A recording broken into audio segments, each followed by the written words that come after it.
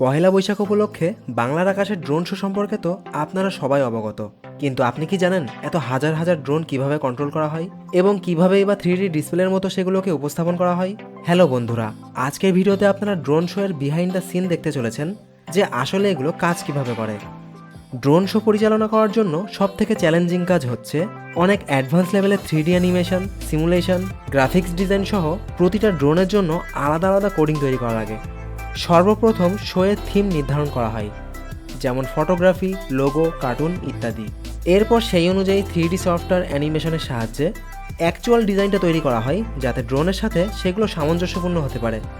আবার ডিজাইনটাকে কোডিংয়ের মাধ্যমে drone flight রুটে রূপান্তর করা হয় যাতে ড্রোনগুলো সেই কোডিং ফলো করে তাদের নিজ নিজ অবস্থানে চলতে পারে।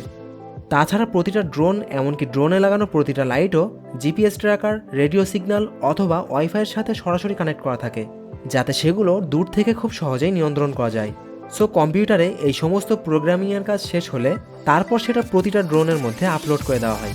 এরপর ড্রোনগুলো ফুললি চার্জ করে একটি ফাঁকা মাঠে একের পর এক নির্দিষ্ট দূরত্বে বসিয়ে দেওয়া হয় যাতে ওড়ার সময় সেগুলো একে অপরের সাথে সংঘর্ষ সৃষ্টি না করে।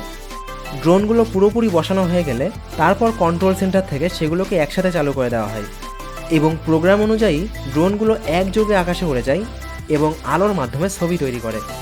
সো বুঝতেই পারছেন, এটা দেখতে এতটা স্যাটিসফাইং হলেও এর পেছনের মেকানিজম অনেক অনেক বেশি জটিল।